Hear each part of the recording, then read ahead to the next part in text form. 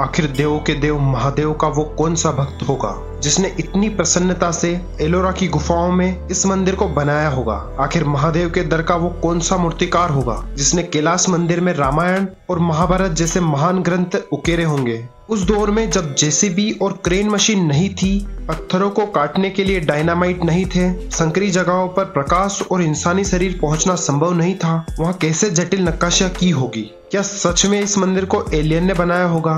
क्या सच में हमारे पूर्वजों के पास पत्थरों को भाप बनाने वाले उन्नत उपकरण थे? क्या सच में भगवान शिव के प्रदान किए भूमि अस्त्र से इस मंदिर को बनाया होगा? यह राज हमेशा के लिए रहस्य रहे।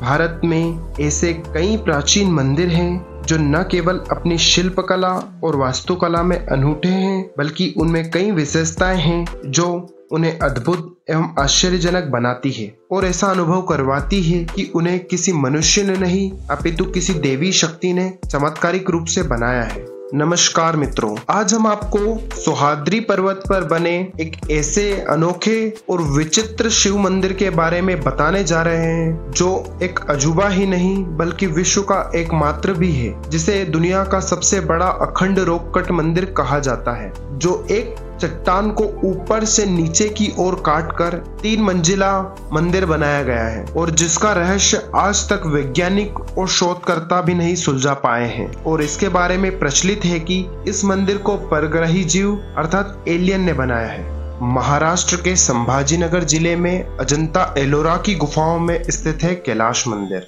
भगवान शिव को समर्पित इस मंदिर को राष्ट्रकुल के राजा कृष्ण प्रथम ने 7वीं शताब्दी में निर्माण करवाया था। मंदिर को हिमालय के कैलाश जैसा स्वरूप दिया गया, इसलिए जो भक्त कैलाश पर्वत नहीं जा सकते वो यहाँ आके शिव जी की आराधना करते हैं। यूनेस्को ने इस मंदिर को विश्व विरासत धरोहर के रूप में घोषित किया है। 276 फीट लंबे और 154 फीट चौड़े इस मंदिर की खासियत है कि पहाड़ की केवल एक चट्टान को हथौड़ों और छीनियों से काटकर तराशा गया था। आश्चर्य की बात यह है कि आमतौर पर किसी मंदिर या भवन को बनाते समय एक ईंट को एक ईंट के ऊपर रखकर सीमेंट या रेत मिलाकर निर्माण किया जाता है, परंतु इस मंदिर को बनाने में अनोखा ही तरीका अपनाया गया था। यह मंदिर एक पहाड़ी के शीर्ष को ऊपर से नीचे काटते हुए बनाया गया था और रथ की शक्ल में बना यह मंदिर 1 मंजिला नहीं अपितु 3 मंजिला बनाया गया था। सोचने की बात यह है कि बिना एक गलती किए आखिर कैसे एक पहाड़ को शीर्ष से नीचे काटकर इस मंदिर को तराशा गया होगा। हैरान करने वाली बात यह भी है कि इस मंदिर को तराशने में करीब 40,000 टन वजनी पत्थरों को इतनी ऊंचाई से नीचे कैसे लाया गया होगा बिना किसी क्रेन के। यह एकदम नामुमकिन सा लगता है। सोचने की दूसरी बात यह है कि उतना सारा पत्थर या मलबा कहाँ गया होगा। दूर दूर तक उस पत्थर के कोई निशान नहीं मिलते हैं। पत्थर को काट काट कर खोखला करके मंदिर के खंबे, द्वार व नक्काशियां आदि बनाई गई। सिर्फ सोचकर देखिए कि इस मंदिर को बनाने में क्या अद्भुत डिजाइन और योजना बनाई गई होगी। इसके साथ साथ बारिश के पानी को संचित करने के उपाय, पानी को बाहर करने के लिए नालियां, मंदिर शिखर, पुलिया, सीढ़ियां, गुप्त सुरंग वाले रास्ते, सब कुछ पत्थर को काट कर तराशना या बनाना आसान बात नहीं है। आज के वैज्ञानिक और शोधकर्ता अनुमान लगाते हैं कि इस मंदिर को बनाने के दौरान करीब 4 लाख टन पत्थर काट कर हटाया गया होगा। इस हिसाब से अगर 7,000 मजदूर दिन रात 150 वर्ष तक काम करें तभी यह मंदिर पूरा बना होगा। लेकिन दावा किया जाता है कि कैलाश मंदिर इससे काफी कम समय महज 17 वर्ष में बनकर तैयार हो गया था। सोचकर देखिए कि जिस मंदिर को बनने में सदियों का समय लगना चाहिए, उस अद्वितीय मंदिर का निर्माण कार्य केवल महज 17 वर्ष में पूर्ण हो सकता है। दुनिया भर के वैज्ञानिक और शोधकर्ता यहाँ आते हैं और यह मानते हैं कि इतने कम समय में परलौकिक शक्तियों द्वारा ही ऐसे मंदिर का निर्माण संभव है।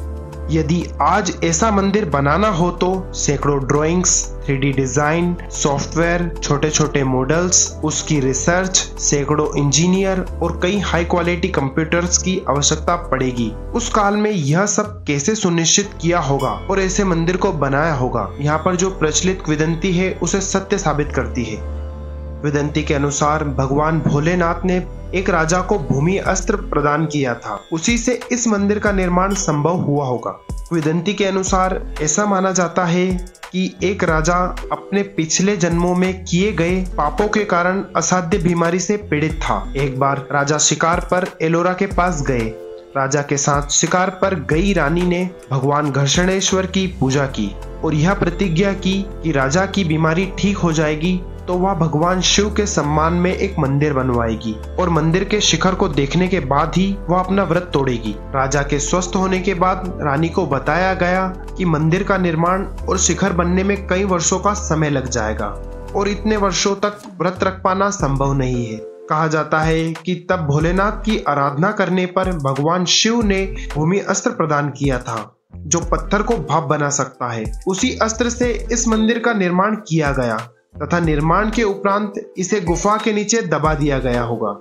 मुगल काल के दौरान औरंगजेब ने कैलाश मंदिर को ध्वस्त करने के लिए लगभग 1000 से अधिक सैनिकों को भेजा था। श्रमिकों ने 3 साल दिन रात काम किया, लेकिन कुछ एक प्रतिमाओं के सौंदर्य को ही केवल नष्ट कर पाए। ऐसा इसलिए हुआ क्योंकि यह मंदिर एक ही पहाड़ी को काट कर तराशा गया है। इसकी कोई नींव नहीं है और यह पूरी तरह हाथियों पर टिका हुआ है क्योंकि मंदिर के नीचे हाथियों का निर्माण किया गया है।